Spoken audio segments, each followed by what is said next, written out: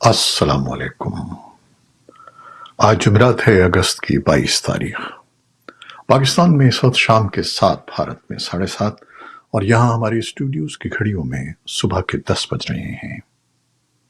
Voice of America Washington کی Urdu service سے میں ہوں خالد حمید، خبروں کے ایک بلیٹن کے ساتھ۔ Pakistan Tehreek Insaf P T I نے اسلام آباد کے علاقے ترنول چوک پر جمعرات کو شیڈول جلسہ اچانک ملتوی کرنے کا اعلان کر دیا ہے۔ جلسہ منسوخ کرنے کے حوالے سے وزیر اعلیٰ خیبر پختونخوا علی امین گنڈاپور نے کہا ہے کہ عمران خان نے حکم دیا ہے کہ ترنول کے مقام پر ہونے والا جلسہ آج نہیں کرنا، اب یہ جلسہ 8 ستمبر کو اسلام آباد میں ہوگا۔ سوشل میڈیا پر جاری ایک ویڈیو بیان میں ان کا کہنا تھا کہ حکومت نے بھی 8 ستمبر کو جلسہ کرنے کا اجازت نامہ جاری کر دیا ہے۔ قبل ازیں حکومت نے 22 اگست کو ترنول میں ہونے والے جلسے کے لیے جاری اجازت نامہ منسوخ کر دیا تھا۔ سیاسی تجزیہ کار اور کالم نگار اوریا مقبول جان کو مبینہ مذہبی منافرت پھیلانے کے الزام میں گرفتار کر لیا گیا ہے۔ اوریا مقبول جان کے وکیل اظہر صدیق نے تصدیق کرتے ہوئے بتایا کہ وفاقی تحقیقاتی ادارے FIA نے ان کو لاہور سے گرفتار کیا ہے۔ گرفتاری کی وجوہات کا ذکر کرتے ہوئے ان کے وکیل نے بتایا کہ اوریا مقبول جان کو سوشل میڈیا پر ایک پوسٹ پر حراست میں لیا گیا ہے۔ انہوں نے FIA پر الزام عائد کیا کہ ہمیں FIR کی تفصیلات نہیں بتائی جا رہی ہیں۔ پنجاب کے شہر اٹک میں اسکول وین پر فائرنگ کا ایک واقعہ پیش آیا ہے، جس میں 2 بچے ہلاک جبکہ ڈرائیور سمیت 5 افراد زخمی ہو گئے ہیں۔ حکام کے مطابق گاؤں ڈھیری کوٹ میں اسکول وین ڈرائیور کی دشمنی تھی، جس کو نشانہ بنانے کے لیے نامعلوم افراد نے وین پر فائرنگ کی۔ وزیر اعظم شہباز شریف، صدر آصف علی زرداری سمیت وزیر اعلیٰ پنجاب مریم نواز اور وفاقی وزیر داخلہ محسن نقوی نے واقعے کی مذمت کی ہے۔ پاکستان سپریم کورٹ میں احمدی کمیونٹی کے شخص مبارک احمد ثانی کی رہائی کے فیصلے کے خلاف دائر درخواستوں پر سماعت ہوئی۔ سپریم کورٹ نے متنازعہ پیراگراف حذف کر دیے۔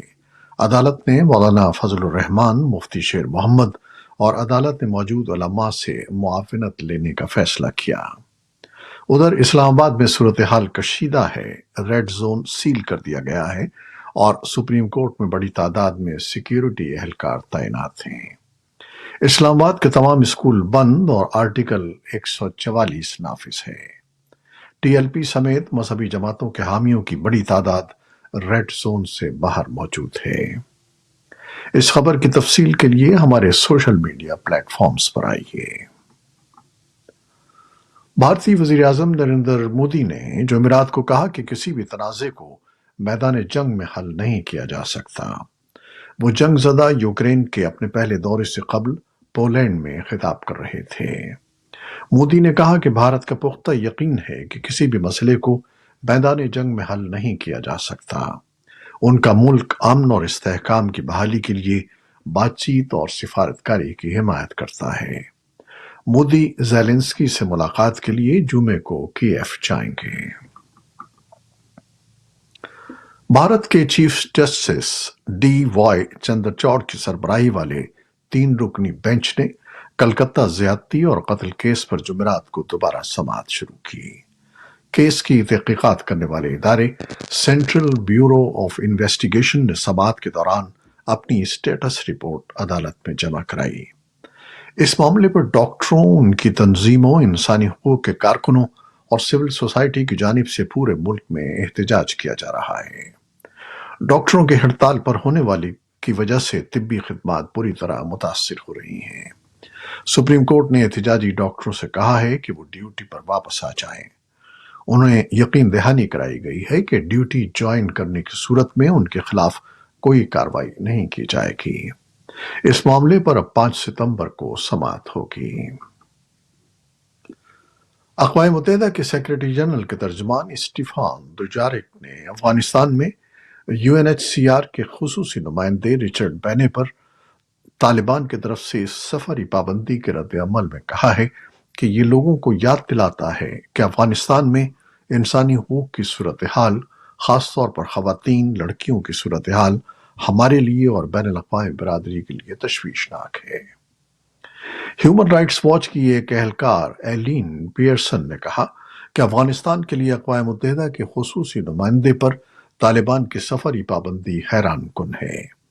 کچھ افغان تنظیموں نے کہا کہ طالبان اس فیصلے سے جان بوجھ کر افغانستان میں انسانی حقوق کی خلاف ورزیوں کو چھپانا چاہتے ہیں۔ اسرائیلی فورسز نے غزہ کی پٹی اور جنوبی لبنان میں جمعرات کو فضائی حملے کیے، جبکہ غزہ میں جنگ بندی کے حصول کے لیے تازہ ترین دباؤ کے بارے میں غیر یقینی صورتحال برقرار ہے۔ فلسطین کی سرکاری خبر رساں ایجنسی وفا نے جمعرات کو کہا کہ شمالی غزہ کے بیت لاہیہ میں اسرائیلی حملے میں کم از کم 11 افراد کی موت ہو گئی۔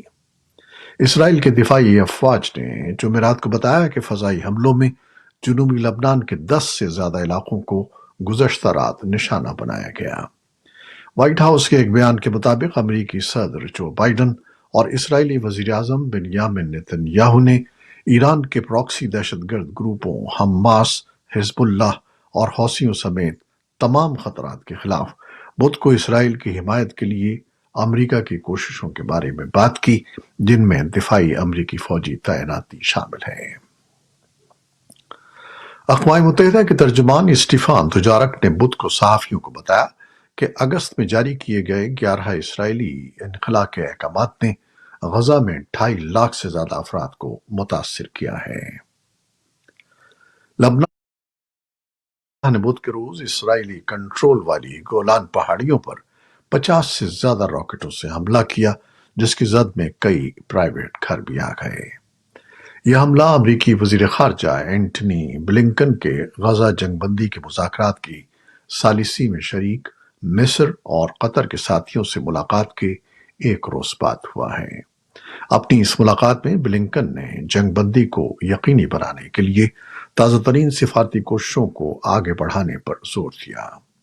تاہم اسرائیل اور حماس کا کہنا ہے کہ کسی حتمی معاہدے پر پہنچنے کی راہ میں اب بھی چیلنجز باقی ہیں۔ ترکیہ کی وزارت کے ترجمان نے جمعرات کو کہا کہ وزیر خارجہ حاکان فیدان اگلے ہفتے برسلز میں یورپی یونین کے وزراء اجلاس میں شرکت کریں گے، جس سے انقرہ کو امید ہے کہ وہ بلاک کے ساتھ بہتر تعلقات کی راہ ہموار کرے گا۔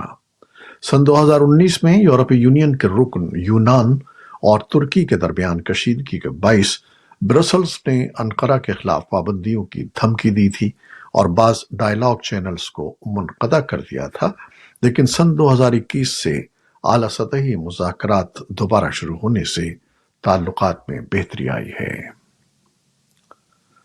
روس کے کرسک علاقے کے گورنر نے جمعرات کو کہا کہ یوکرین کی جارحیت اب بھی جاری ہے اور یہ تیسرے ہفتے میں داخل ہو گئی ہے، اور علاقے کے شہروں میں فضائی حملوں کے لیے پناہ گاہیں تیار کی جا رہی ہیں۔ یوکرین کی سرحد سے متصل روسی علاقوں نے دراندازی اور شدید گولہ باری کی وجہ سے ہنگامی حالات کا اعلان کر دیا ہے، جس سے سرحدی علاقوں سے ہزاروں افراد کو نقل مکانی پر مجبور کر دیا گیا ہے۔ یوکرین نے بھی کیف سمیت قصبوں اور شہروں میں اسی طرح کی پناہ گاہیں تیار کی ہیں۔ اب کچھ دلچسپ اور مختصر خبریں۔ دنیا کے نامور فٹ بالر کرسٹیانو رونالڈو نے بدھ کو یوٹیوب پر اپنا چینل لانچ کیا، جس نے محض 1.5 گھنٹے سے بھی کم وقت میں 10 لاکھ سبسکرائبرز حاصل کر کے نیا ریکارڈ بنا لیا۔ امریکی بزنس میگزین فوربس کے مطابق یہ کسی بھی چینل کے 2 گھنٹے سے بھی کم وقت میں حاصل کیے جانے والے سب سے زیادہ سبسکرائبرز ہیں۔ آسٹریلیا شمسی توانائی کا دنیا کا سب سے بڑا مرکز قائم کرنے کے منصوبے پر کام کر رہا ہے، جس سے پیدا ہونے والی بجلی نہ صرف آسٹریلیا میں استعمال ہوگی بلکہ وہ سنگاپور کو بھی فراہم کی جائے گی۔ حکومت نے اس پروجیکٹ کے لیے 30 ارب آسٹریلوی ڈالرز کی منظوری دی ہے، جو 19 ارب امریکی ڈالر کے مساوی رقم ہے۔ चीन के दारुल बीजिंग में वर्ल्ड रोबोट कॉन्फ्रेंस जारी है, जिसमें मुतादिद टेक्नोलॉजी कंपनीज और रिसर्च इंस्टीट्यूट्स जदीद तरीन रोबोट्स पेश कर रहे हैं। कॉन्फ्रेंस में इंसान नुमा रोबोट्स सबसे ज्यादा तवज्जो का मरकज हैं, जो इंसान के तासुरात की नकल भी कर सकते हैं। इसके अलावा रोबोट शेफ और कुत्ते भी शुरका को महसूस कर रहे हैं। ये कॉन्फ्रेंस 25 अगस्त तक जारी रहेगी। वर्ल्ड रोबोट कॉन्फ्रेंस सन 2015 से हर साल बीजिंग में मुनक्किद हो रही है। और अब एक ऐलान, वॉइस ऑफ अमेरिका अब व्हाट्सएप चैनल पर भी देखा जा सकता है। दिलचस्प खबरें, तज्जिए, तबसरे और वीडियोस देखने के लिए व्हाट्सएप पर VOA उर्दू के इस चैनल को फॉलो कीजिए। चैनल का लिंक हमारे फेसबुक पेज पर मौजूद है। ये थी वो खबरें जो फेसबुक लाइव पर हमने आपके लिए पेश की।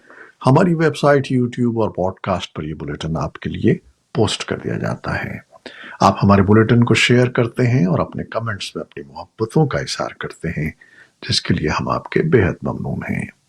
अपनी इन काविशों को जारी रखिएगा। न्यूज प्रोड्यूसर आयशा इरफान और न्यूज एडिटर बहजत जिलानी के साथ खालिद हमीद को अब इजाजत दीजिएगा। अल्लाह हाफिज।